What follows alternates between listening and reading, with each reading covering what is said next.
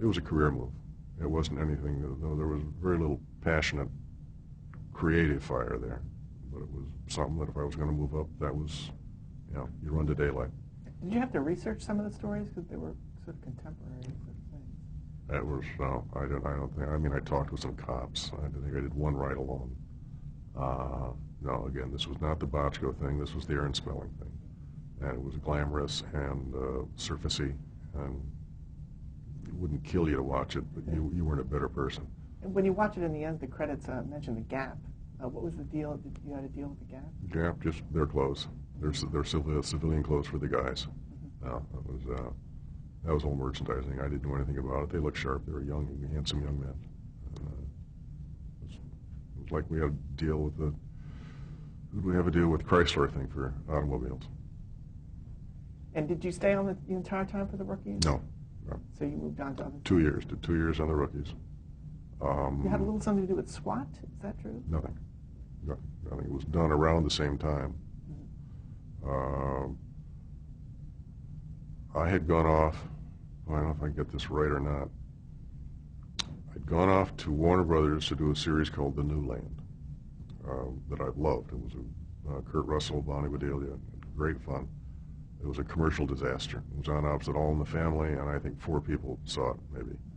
But the stories were good, the scripts were good, directors were good. And everyone, it was a great set to go to, because everyone really, they respected the writing, and I loved the actors. During that time, I got a call from Aaron. When I was with Spelling Goldberg, Len was partnered with Aaron at the time, I had done a 2-hour script for them called either Nightside or Nightline, I've forgotten which. It was based on an article in the New York Times about 2 cops who only worked at night, who only worked in their neighborhoods. In other words, they didn't go to Queens if they lived in Brooklyn, they didn't, whatever, I've forgotten specifically where it was, but that was the deal. So I wrote it, pretty good script, 2-hour script. We put a budget to it, and you just can't do something that only shoots at night. Not in television. Not then, at least. Maybe now with lenses, well, maybe. But could not do it. It just came in. It was going to be too expensive. There was no point in moving forward. Okay, period out.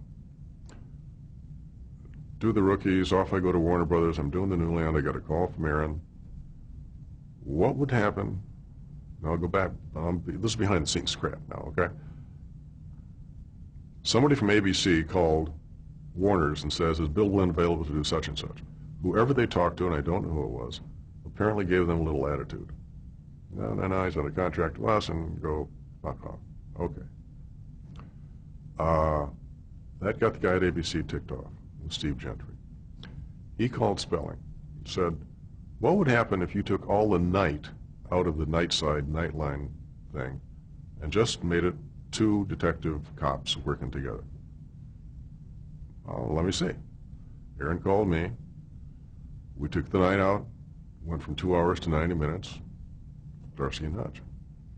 Had the guy from Warner Brothers not given the guy from ABC a little attitude, things would have been vastly different. So whoever he was, I'm glad he had a bad day and took it out on the guy from ABC. Okay, we're at the end of our tape. Okay, we were talking about Starsky and Hutch. So you had to rewrite the script? Trim it, rewrite it, take the night out. The story was the same. The 2 guys were the same. The attitudes probably got a little more focused in the 90-minute version in terms of the differences between Starsky and Hutch and tempo and all this and that.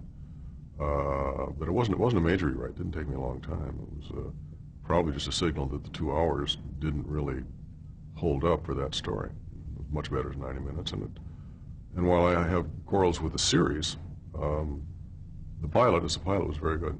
I like it to this day. Occasionally I'll put it on and take a look at it. It holds up very well. Can you describe the characterization of the 2 guys? The overall thing they share is an awareness that sometimes the world through which they move is just absurd. And you either take it seriously or you just say, this is too funny for words. And that they get hung up in that. And they don't take... The Rookies were always serious. The Rookies were always intense. The Rookies were always good guys who were working to maintain law and order and justice and goodness. Starsky and Hutch were part of a system that they knew was screwed up, run by flawed human beings, and they were among those flawed human beings. And occasionally, you just had to laugh at it, you know, and not take it as doggedly serious as most cop shows did in that time. And what were the differences between the characters themselves?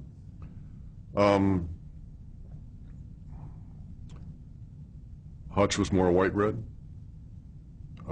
Starsky was much more street, and had a street awareness and a street sensibility and a street sense of things, and trusted his instincts. Hutch was more logical. Hutch was more, I have been presented with the facts that will help me figure this out, but I haven't yet figured it out, but I know I've got the facts. And that would not be part of Starsky's take. And they were, you know, they matched up well, you know, in terms of flaws and pluses, they, like so.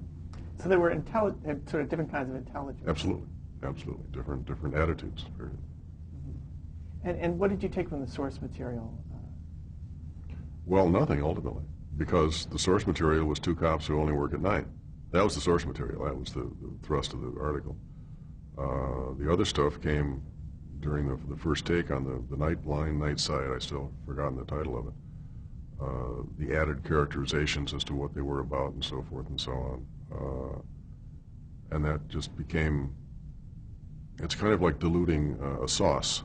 The more heat you put to it, and less and less and less sauce, and more taste. That's what happened once we went from 2 hours to 90 minutes. And the car itself, how was it described in the teleplay? Well, the car itself, first time around, I described my favorite car, hoping that I could get a line on getting one, which was a green and white Camaro with a white convertible top, which I'd had and I'd sold, and I regretted selling it. I loved the car, and it was a muscle car, and it could kick ass. Then it turned out that they didn't have a deal with Chevy or General Motors, who made Camaro. They had a deal with Ford. And so I just threw up my hand and said, well, give me what you can give me, whatever. And again, I was not producing the pilot. I was elsewhere. When they shot the pilot, I was off at Warner Brothers. Had conversations with Barry Shear, the director, and a nice guy. And conversations with Aaron about casting when he, you know, came up with David Soul and all this and that. Paul, not a clue. I knew he'd been in Fiddler, but that's all I knew. And it was, the car was just happenstance. You know, now it's the logo, it's the trademark for the show. You know. In my heart, it should have been a green and white Camaro convertible, but there you go. Did you suggest David Soul, or just a coincidence? No, Aaron asked me, did I know who David Soul was, and I recall giving David high marks on everything. You know, he's in great shape, he looks good, he's a good actor, et cetera, et cetera, et cetera. And I think the reason why he didn't work in Brights and why he did work in Starsky and Hutch was that Hutch was just closer to David. You know, he could get there real quick. He understood that guy and what that was about and so forth and so on. The other guy was so ill-defined because he was the third guy in through the door, you know. Oh, there's him, you know, and that's hard on any actor. That's difficult. Can you talk a little bit about the Huggy Bear character? Who was he? Huggy Bear, I mentioned Denny Petitclerc earlier. Denny and his wife, Lorraine, had a place up in Glen Ellen, California, Napa Valley. My wife and I used to drive up to visit with them a lot. Driving back one time from Napa down here, going through Central California, my wife was asleep and I was listening to the radio and came upon a bootleg disc jockey, probably operating out of his garage, called Huggy Bear. And I remember thinking, that's the greatest name I've ever heard in my life, for some offbeat, strange, weird, you know, his own drummer kind of character. And I just filed it away somewhere, I don't know where, and came to writing the script. And I'm not sure if he was a night sight or not. He probably was. He would fit in that. That's where Huggy Bear came from. Did you hear from the real actor? No. And at that time, I think it was conscious. I always tried to make sure I had a black guy in there, because there was so much going on in terms of those relationships, that to create a totally white bread world just seemed to be a little short-sighted at best and irresponsible at worst. Was it intended as a pilot? Yeah, yeah, absolutely. And what interval passed before it became a series? Not much, because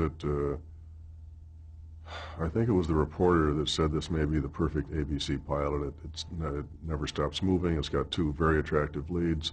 The mystery's a good mystery, and there are laughs. You know, and it was true. And it was. I'm not a mystery writer. I don't even like to read them. My mind doesn't click that way. And it wasn't until I read the review in the LA Times where they said that the script presents an honest mystery in that you are given all the clues the detectives are given, and when they get to the solution, you go, oh yeah, I do remember that. In essence, that's what they said. It's not a quote.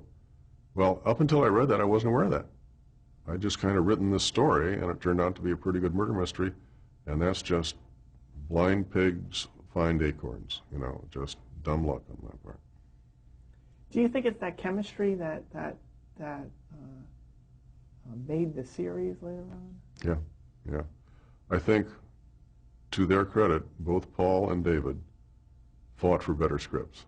I was on the show as what they then called creative consultant, a position that's gone away for whatever reason, which meant that they would send me storylines, they would send me outlines, they'd send me premises they were working on, they'd send me scripts, and I would vote, I like this, I don't like that, why don't you try it this way, change this, blah, blah, blah.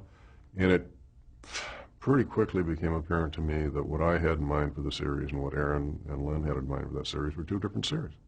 It was just, it got pretty corny. It got very formulaic, and I didn't think the guys are interesting, but I didn't think the scripts were interesting. And David and Paul Michael felt the same way, and they fought very hard about the scripts. What direction did you want it to head in? More humanity, less car chase and gimmickry. I'd wanted them to do a show that, one of the things that was indicated in the pilot was that David was married and separated. And what I wanted to do was one of the episodes was that, and this is before no-fault divorce, was that David's wife was suing him for divorce and naming Paul Michael Starsky for alienation of affections because he spent so much time for her, and all of a sudden the police department going bonkers and all this and that, you can't do this, yes I can, yes I will. All the stuff that is both serious because in fact the job was the mistress, and it was destroying a marriage. On the other hand, the notion of nailing another man for alienation of affections and all the comedic stuff that could come out of that and misunderstanding stuff that could come out of that, I don't know that you could have dealt with, I doubt that you could have, brought in a real homosexual cop to say, what's the problem here? You know, there's a lot of stuff that, roads you could have gone down. And whether that would have made a good episode, a terrible episode, who knows, a moot point. They weren't going there. They were going good guys and bad guys and chases and funny little tag. And how much influence did you really have as a creative consultant? No, none. And that's why they went that way. And finally, I just wrote a letter to Aaron, and I like Aaron to this day, saying, you guys want to do a different series than I had envisioned. I wish you well. I certainly don't want you to fail. But it's not what I'm looking to. How long into the run did you write that? Not long, 3 months. And were you offered the job of producer? Or? No. I just felt that producing that would be like producing The Rookies again. You know, it's and also at that time, again, I was off of Warner Brothers working on Newland at the time, and having a great time doing it. It was a flop, but I had a great time doing it. So there was a recent feature film, and you have a producer credit. How did that come about? They bought the rights from me, and that was part of the deal, that I'd get a producer credit. Now, I thought getting a producer credit, silly me, means you actually produced the thing. Right? If Starsky and Hutch is the best motion picture you ever saw in your life, I don't deserve a shred of credit.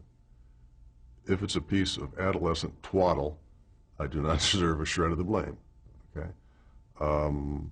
they were very pleasant. I mean, they'd send me all the scripts, and I'd write back, and my line that I kept repeating over and over again is, "You're not doing Starsky and Hutch, you're doing the Sons of Benny Hill," And then I slowly got bright and went, oh, the reason they're doing the Sons of Benny Hill is because that's what they want to do. That's what they plan to do. They're going to do the Sons of Benny Hill.